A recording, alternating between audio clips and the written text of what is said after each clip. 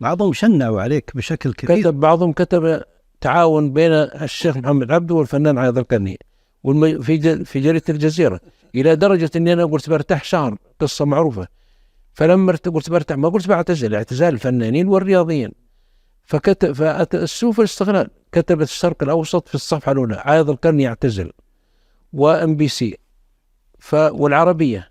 فدعاني الملك سلمان الله يمسيه بالخير، كان أمير الرياض، قال أحد يعتزل من الدعوة والعلم؟ قلت يا طويل العمر أنا ما اعتزلت ولا صرحت بهذا، لا كتابة ولا نطق، لكنهم كتبوا علي. أنا أذكر نحن يعني في طفل في الجنوب كانت تستهويني العرضة الجنوبية، وأحفظ قصائد إلى الآن. ومرة قفزت وأنا في ثاني متوسط، وهذه قصة معروفة في القرى والمجاورة، في عرضة والوالد كان موجود، وسويت لي أبيات. وبعد منعني الوالد لأن فيه تفهم أحيانا في العرضة أشياء حتى أذكرها الآن ويذكرون الشعراء. قلت يلا أن طلبنا وجه ربي سبحانه،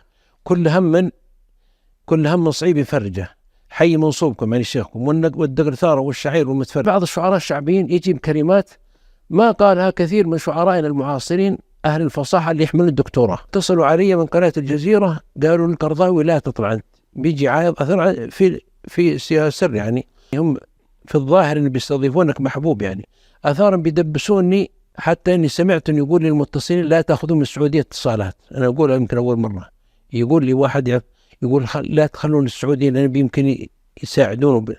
الملك سلمان يتصل عليه دوبي من الاستديو، قال بارك الله فيك، ما خاب ظني فيك، الحمد لله. لأنه كانوا السعوديين يتابعون، ترى أول حلقة أخرج بعد 10 سنوات. طيب فين الخلافة مردودة علينا؟ الأتراك لما جو أنا لازلت بغض النظر، أنا أول مرة أقولها في برنامج الشيخ، سواء السياسة تغيرت أو تبدأ منظر شرعي، أرى إن الأتراك وزاة محتلين.